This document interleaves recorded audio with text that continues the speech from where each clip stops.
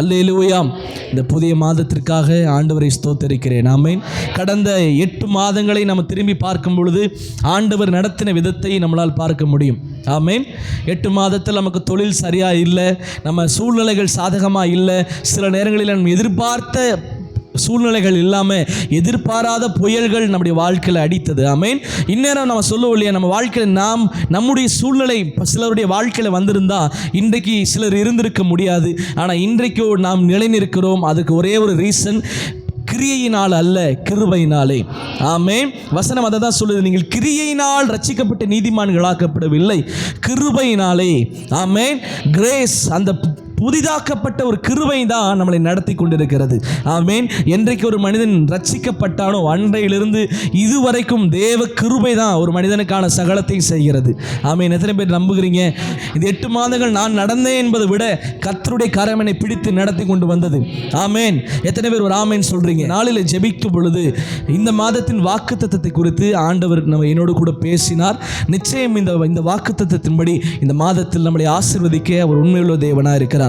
எடுத்தவர்கள் வாசிக்கலாம். எரேமியா எழுதின தீர்க்கதரிசன புத்தகம் 31வது அதிகாரம் 4வது வசனத்தை நான் வாசிக்கிறேன், கவனமாக கேளுங்க. எனக்காக ஒருத்தர் வாசிக்கலாமே. மறுபடியும் உன்னை நான் கட்டுவிப்பேன், நீ கட்டப்படுவாய், மறுபடியும் நீ மேலவாத்தியத்தோடும் ஆடல் பாடல் செய்கிறவர்களின் களிப்புள்ள கூட்டத்தோடும் புறப்படுவாய். அல்லேலூயா. இந்த நாளில் வந்திருக்கிற ஒவ்வொருவரோடும் ஆண்டவர் இந்த நாளில் பேசுகிறார். இஸ்ரவேல் என்னும் கன்னிகையே, நான் உன்னை மீண்டும் கட்டுவிப்பேன், நீ மீண்டும் கட்டப்படுவாய். அல்லேலூயா.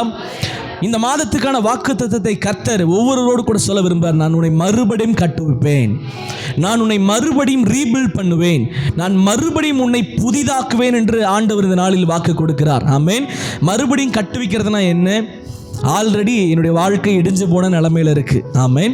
சிலோட சொல்லுவோம் இல்லையா, என்னுடைய வீடு இன்னும் கட்டப்படாத நிலைமையில் இருக்குது பாஸ்டர், நாங்கள் வீட்டை துவங்கி ரொம்ப நாட்களாக அப்படியே நிற்குது, நாங்கள் வீடு கட்ட ஆரம்பிக்க ஒரு பிளான் பண்ணுறோம், ஒரு தொழிலை துவங்க ஒரு பிளான் பண்ணுறோம், ஒரு குடும்ப வாழ்க்கையில் ஒரு அற்புதத்தை செய்ய ஒரு பிளான் பண்ணுறோம். ஆனால் எதிர்பார்க்கிற காரியங்கள் எங்களுடைய வாழ்க்கையில் நடக்காமல் நாங்கள் எதிர்பாராத புயல்கள் எங்களுடைய வாழ்க்கையில் வீச ஆரம்பித்து விட்டது. நாங்கள் எப்படி மீள போகிறோம், எப்படி நாங்கள் மறுபடியும் நிலை நிற்க போகிறோம், இந்த உலகத்தில் இதே சூழ்நிலையோடு கூட நாங்கள் வாழ போகிறோமா என்று பலருக்குள்ள பல கேள்விகள் இருக்கலாம். ஆனாலும் இன்றைக்கு ஆண்டவர் அதை தெளிவுபடுத்த விரும்புகிறார். ஆண்டவர் மறுபடியும் உங்களை இதே நாட்களில் தேசத்தில் உங்களை கட்டி நிறுத்த அவர் சர்வ வல்லமுள்ள ஒரு தேவனாய் இருக்கிறார். ஆமென்.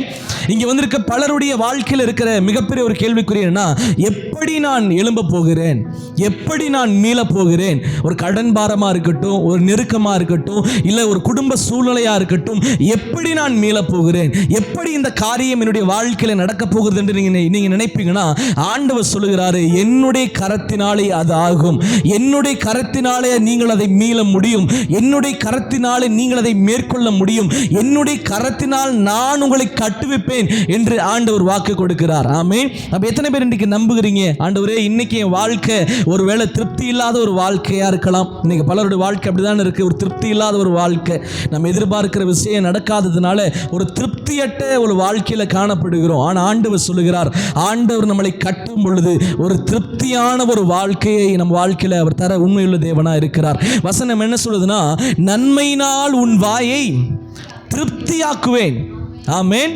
இன்றைக்கு ஒருவேளை எந்த நன்மையும் வாழ்க்கையில நான் பார்க்கல, கடந்த 8 மாதங்களில் கூட அநேக வாக்குத்தத்தங்களை நான் பார்த்தேன், ஆனால் எந்த ஒரு நன்மைகளையும் என் எல்லைகளுக்குள் நான் பார்க்கல, எந்த ஒரு அற்புதத்தையும் என் எல்லைகளுக்குள் நான் பார்க்கல.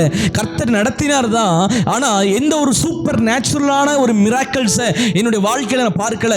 ஐயோ, பவுலை போல என் வாழ்க்கையில் ஒரு மாற்றம் வந்துட்டா போதுமே, பேதுருவை போல ஒரு திரளான ஒரு திரட்சி கிடைச்சிட்டா போதுமே, ஒரு யோபுவை போல இழந்ததுக்கு ஈடான ஒரு இரட்டத்தனையான நன்மை எனக்கு கிடைச்சிட்டா போதுமே, என் வாழ்க்கையில் இப்படிப்பட்ட ஒரு மாற்றம் வந்துட்டா போதுமே சொல்லி சொல்லி அநேகர் கேள்விக்குறிகளோடு இருக்கலாம். ஆனால் ஆண்டவர் இந்த நாளிலே வந்திருக்கிற ஒவ்வொருவருக்கும் வாக்கு கொடுக்கிறார்.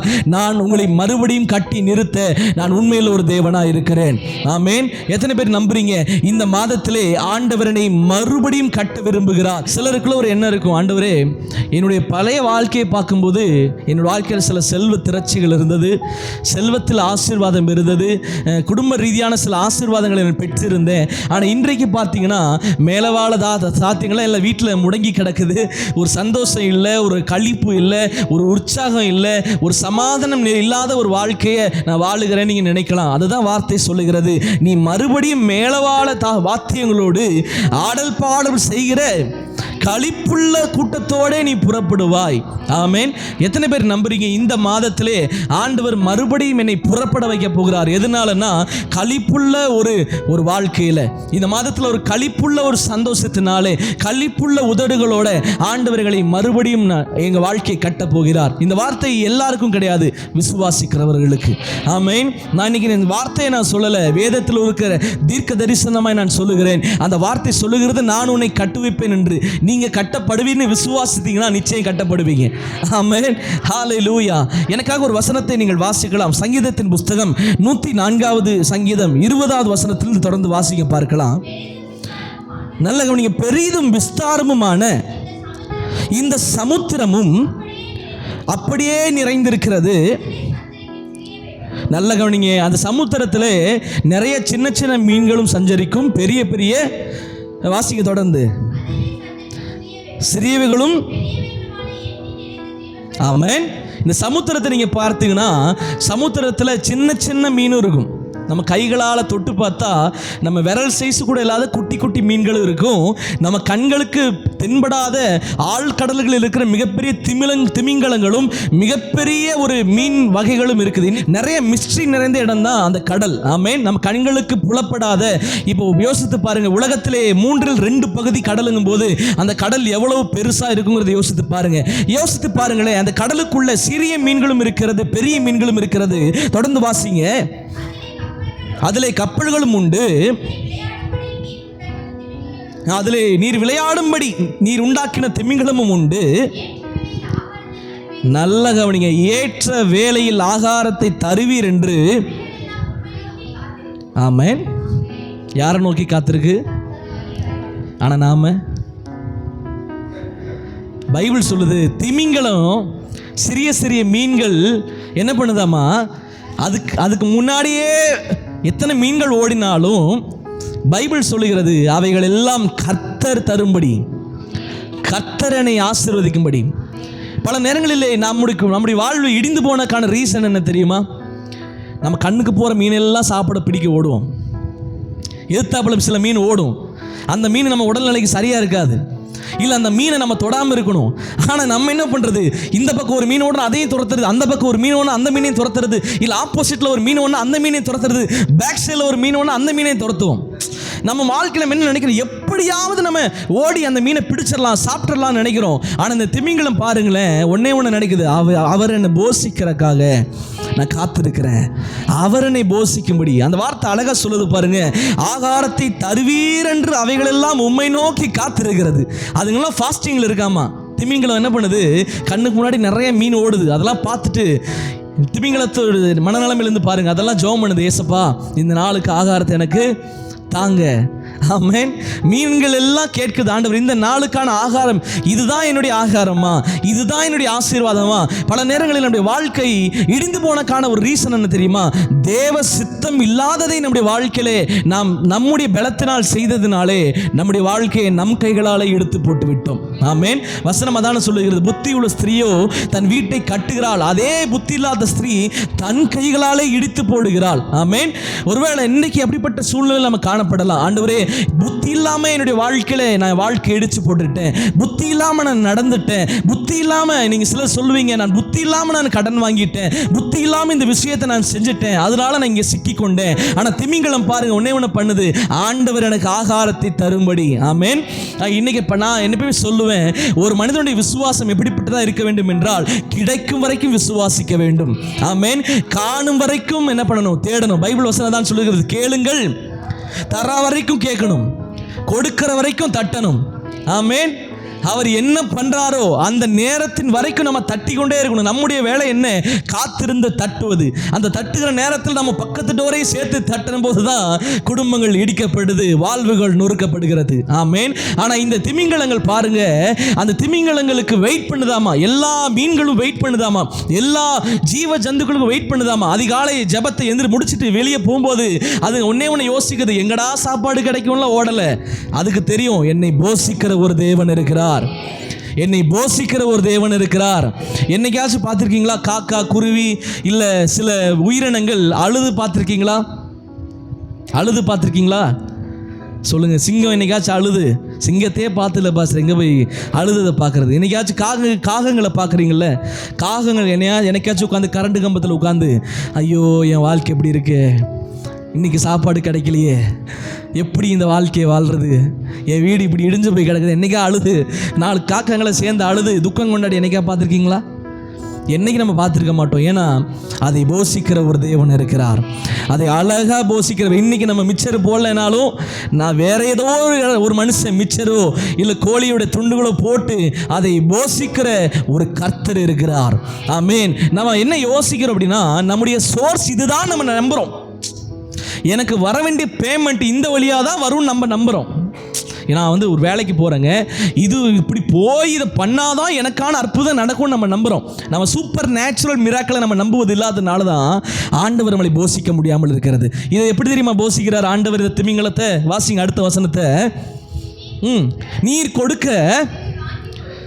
கொடுக்க அவைகள் வாங்கி கொள்ளுமாமா. எப்படி? நீர் உம்முடைய கையை திறக்கும் போது அவைகள் நன்மையால் திருப்தியாகும். அல்லேலூயா.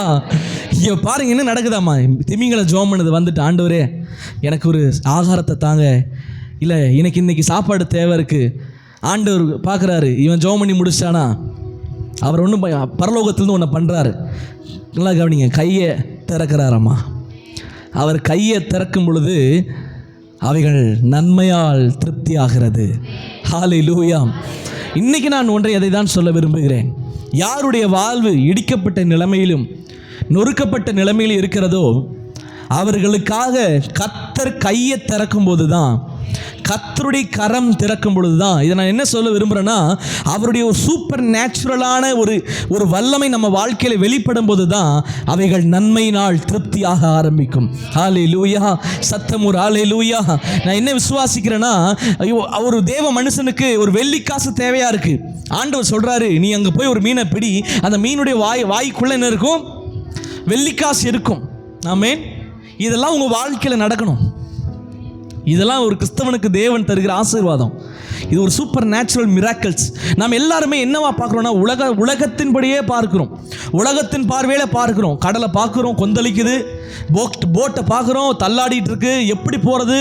ஆனால் பார்த்தீங்கன்னா இயேசு நம்ம கூட தான் படுத்திருக்காரு படகுல.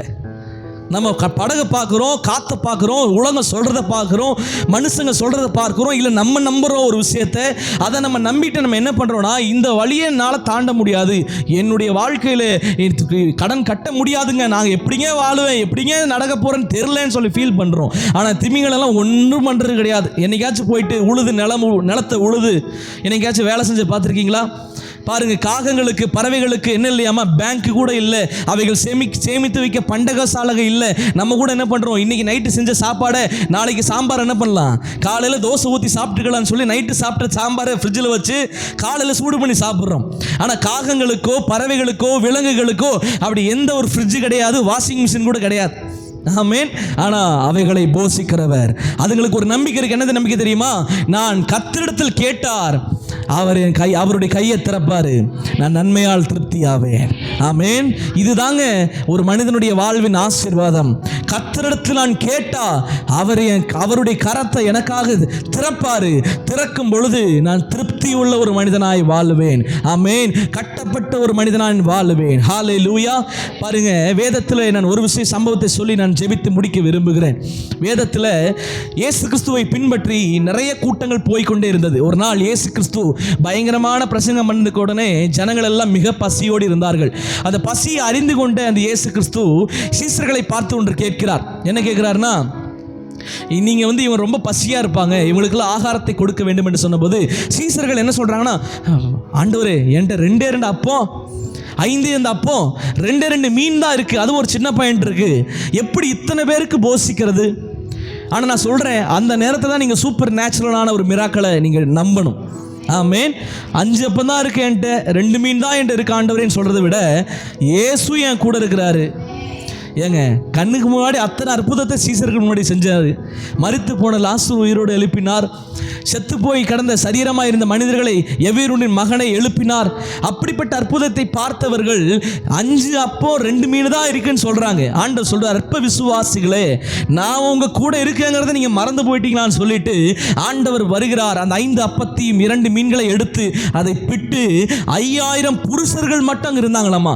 5000 புருஷர்களுக்கு மனைவிகளுக்கு அது போக மீதம் எடுக்க கர்த்தர் வைத்தார். ஆமென். ஒரு மனிதனுடைய வாழ்வு என்றைக்கு கட்டப்படுதோ அன்றைக்கு அவன் மீதம் எடுக்கிற ஒரு வாழ்க்கையை வாழுவான். ஆமென். இன்றைக்கு ஆண்டவர் சொல்லுகிறாரு, நன்மையால உன் வாயை நான் திருப்தியாக்குவேன், அதுதான் நான் உன்னை கட்டப்போகிறதுக்கான அடையாளம். ஆமென். நன்மையால உன்னை நான் திருப்தியாக்குவேன். இன்னைக்கு எந்த ஒரு நன்மை இல்லாமல் திருப்தி இல்லாத ஒரு இடிக்கப்பட்ட வாழ்க்கை வாழ்றீங்க இல்லையா? கர்த்தர் சொல்றாரு, நான் கொடுக்கிற ஒரு நன்மை, அந்த நன்மை உன்னை திருப்தியுள்ள ஒரு மனிதனாய் வாழ வைக்கும். ஆமென். இன்றைக்கும் இடிந்து போன நிலைமையிலே, கட்டப்பட முடியாத நிலைமையிலே ஒரு திருப்தியற்ற ஒரு வாழ்க்கை வாழுகிற தேவ பிள்ளையே, ஆண்டவர் இன்றைக்கு உங்களை பார்த்து சொல்லுகிறார், நான் ஒரு நன்மையை உங்களுக்கு கொடுக்க போகிறேன், என் கரத்திலிருந்து நான் திறந்து கொடுக்க போகிறேன். அந்த நன்மையை நீங்கள் பெற்றுக்கொள்ளும் பொழுது நீங்கள் மறுபடியும் கட்டப்படுவீர்கள், நன்மையால் நீங்கள் திருப்தியாக்கப்படுவீர்கள். அல்லேலூயா. எத்தனை பேர் விசுவாசிக்கிறீங்க? இந்த மாதம் எனக்கு ஒரு என்ன மாதம் தெரியுமா? என்னை திருப்தியாக்கி நடத்துகிற மாதம். ஆமென். எத்தனை பேர் விசுவாசிக்கிறீங்க? என்னை அவர் திருப்தியாக்கி நடத்துகிற மாதம். திருப்தியாக்குவதனா என்ன? என்னுடைய வாழ்க்கையில் எல்லாம் போக மீதம் எடுக்க வைக்கிற மாதம். எத்தனை பேர் விசுவாசிக்கிறீங்க? என் தேவைகள் போக கர்த்தர் மீதம் எடுக்க வைப்பார். சாரிபாத் என்கிற விதவை வீட்டிலே எல்லாம் தீர்ந்து போனதா இருந்தது. ஆனால் அவளுக்குள்ள ஒரு விசுவாசம், அவன் பிள்ளை சாப்பிடுவதற்கு ஒரே ஒரு துண்டு அந்த மாவு மட்டும் தான் இருந்துச்சாமா. ஆனால் அதையுமே என்ன பண்றா? தேவ மனுஷனுக்கு அவ பிசைஞ்சு கொடுத்துட்டு பட்டினியா செத்து போலான்னு விட்டுட்டா. ஆனால் கர்த்தர் அவருடைய பட்டினியா செத்து போக விடலை. அவள் ஊற்ற எண்ணெய்கள் பாத்திரம் முழுவதும் நிரம்ப ஆரம்பித்தது. வசனம் சொல்லுகிறது, பஞ்ச காலம் முழுவதும் அவள் அந்த எண்ணெயை விற்றே வாழ்ந்து சந்தோஷமா இருந்தாலாமா. ஆண்டவர் நம்மளை நடத்துகிற விதம் ஆச்சரியமானது. நாம் என்ன நினைக்கிறோம்? இதுதான் சோர்ஸ், இதுதான் வழி, வேற வழியே கிடையாது. நான் இன்னைக்கு சொல்றேன், கர்த்தர் நமக்கு வைத்திருக்கிற ஆசீர்வாதத்தை கண்கள் கண்டதும் இல்லை, செவிகள் கேட்டதும் இல்லை. அப்ப எப்படி நீங்க பார்க்க முடியும்? கர்த்தர் நமக்கு தரப்போகிற ஆசீர்வாதத்தை, நம்மளை நடத்த போகிற வழியை பைபிள் சொல்லுது, நீங்கள் கண்கள் கண்டதும் இல்லை, செவிகள் கேட்டதும் இல்லை. அப்போ எப்படிங்க இது மூலியமாக நடக்கும் நீங்கள் நினைக்கிறீங்க? இல்லை, பைபிள் சொல்லுது, ஆண்டவர் நம்மை திருப்தியாக்குகிற வழி அதை நம்ம கண்ணாலையும் பார்க்கல, காதாலையும் கேட்கல. அது அப்போ எப்படி நடக்கும்? அதுதான் ஆண்டவருடைய வல்லமை, அதுதான் ஆண்டுடைய வல்லமை. வசனம் அதான் சொல்லுது, நீ காற்றையும் பார்க்க மாட்ட, மழையும் பார்க்க மாட்ட. ஐயோ என் வீட்டில் காத்தடிக்கல, ஐயோ என் வாழ்க்கையில் மழை பெய்யல. அது பெய்யாது, அது அடிக்காது. ஆனால் அவன் வாய்க்கால் தண்ணியால் நிரம்பும். அதுதான் தேவன் தருகிற ஆசீர்வாதம். அதுதான் சூப்பர் நேச்சுரல் காடால் நடக்கிற ஒரு அற்புதம், இயற்கைக்கு அப்பாற்பட்ட அற்புதம் செய்கிற ஒரு சர்வவல்லமையுள்ள தேவனுடைய வல்லமை. ஆமென். எத்தனை பேர் இந்த மாதத்தில் விசுவாசிக்கிறீங்க? நான் கட்டப்பட போகிறேன், நான் நன்மையை ருசிக்க போகிறேன். இந்த மாதத்தில் என்னை திருப்தியாக்கி என்னை மறுபடியும் ஆசீர்வதிக்க உண்மையுள்ள தேவனாக இருக்கிறார். எல்லாரும் வலது கரத்தை மேலே உயர்த்தி, ஆண்டவரே இந்த மாதத்தில் சொல்லுங்க, இந்த மாதத்தில் என் கைகளை நீங்க கட்டி எழுப்புவீங்க, என் குடும்பத்தை நீங்க கட்டி எழுப்புவீங்க, என்னை நன்மையால் திருப்தியாக்குவீங்க. அது மாத்திரமல்ல, திருப்தியாக்கி என்னை மீதம் எடுக்க வைப்பீங்க. இயேசுவின் நாமத்தில் என்னை மீதம் எடுக்க வைப்பீங்க. ஹல்லேலூயா, ஹல்லேலூயா. அப்ப இன்றைக்கு ஆண்டவர் வாக்கு கொடுக்கிறார், உன்னை திருப்தியாக்குவேன். பக்கத்தில் கைப்பிடிச்சு சொல்லுங்க, நீங்கள் கட்டப்படுவதற்கான அடையாளம் என்ன தெரியுமா? அடையாளம் என்ன தெரியுமா? நீங்க திருப்தியாவீங்க. 8 மாதம் திருப்தி இல்லையா? 8 மாதம் சமாதானம் இல்லையா? 8 மாதம் தேவைகளோடு இருக்கீங்களா? 8 மாதம் கண்ணீரோடு இருக்கீங்களா? இந்த மாதம் உங்களை திருப்திப்படுத்துவார். இழப்புக்கு ஈடாக உங்களை திருப்திப்படுத்துவார். ஹல்லேலூயா. நம்ம எல்லாரும் கண்களை மூடி இருக்கிற இடங்களில் எழுந்து நின்று எல்லாருடைய கண்களை மூடி இந்த நாளிலே இந்த வார்த்தையை அறிக்கை செய்ய போகிறோம். நன்மை நாள் என் வாயை அவர் திருப்தியாக்குவார். இஸ்ரவேலினும் கன்னிகையே ஆகிய நான் மீண்டும் கட்டப்பட போகிறேன். என் வாழ்க்கையை அவர் கட்டப் போகிறார். எத்தனை பேர் விசுவாசிக்க போகிறீங்க?